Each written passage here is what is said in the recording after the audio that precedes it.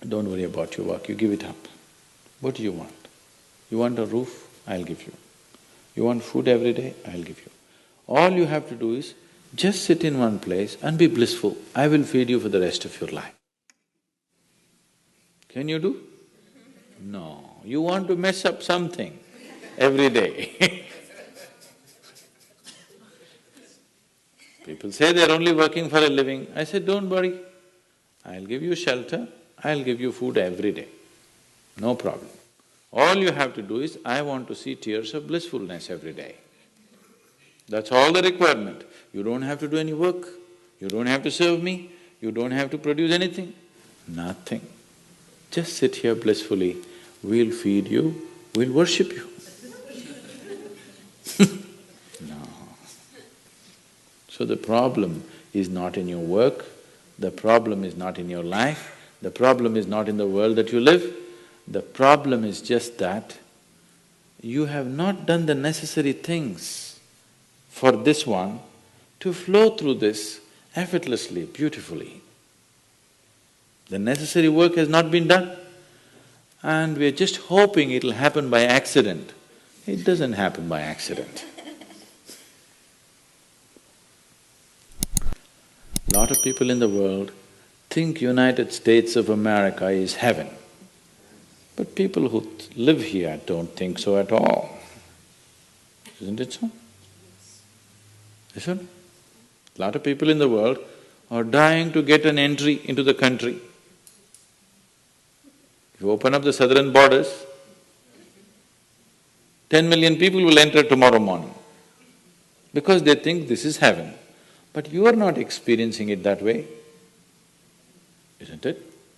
You are not experiencing this as heaven because hell and heaven is not a geographical place. Hell and heaven is what you make out of yourself, isn't it? Too much talk about heaven has been going on because there are too many people who made a hell out of themselves. If you had made a heaven out of yourself, would you talk about going to heaven? If you sit here and you're feeling ecstatic right now, would you aspire to go to heaven, I'm asking? Once it happened, early 20th century,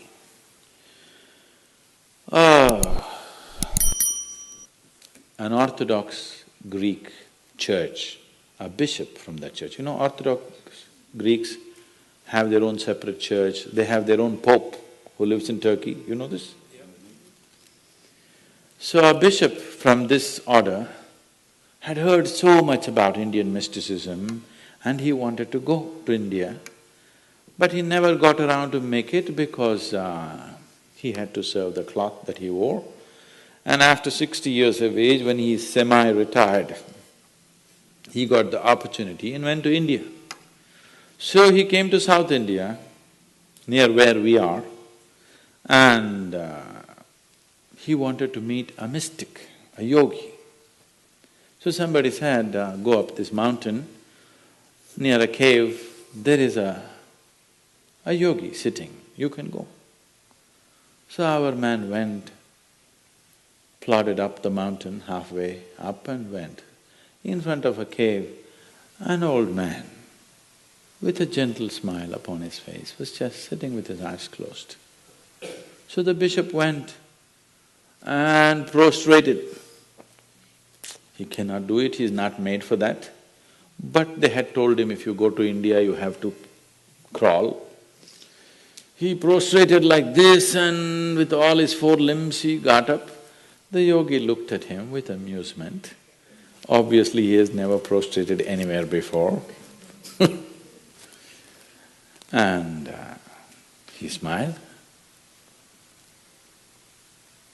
Then the bishop said, I am like this, I am a bishop. I have served in the church for so long, but I have a few questions, can you answer? The yogi smiled and said, yes, please, whatever the question. Then the bishop asked, what is life? At the age of 60. What is life?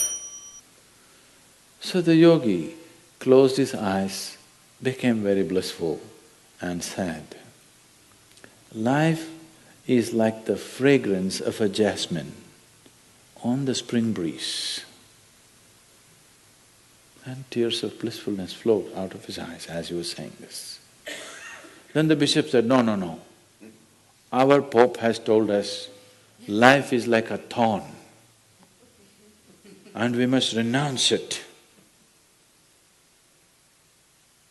And even symbolically, Jesus himself wore a crown of thorns. So, how come you say this? Our Pope says otherwise. The yogi looked at him, smiled and said, well, that's his life.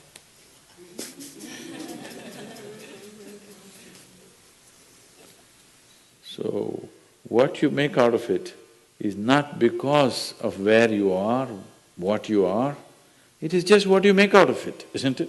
Yes. So, have you created the necessary mechanism? Have you created the necessary system? Have you created the necessary ingredients within you to make this like the fragrance of jasmine on a spring breeze and not a thorn? If it's a thorn, we must pluck the damn thing out, isn't it? Isn't it so?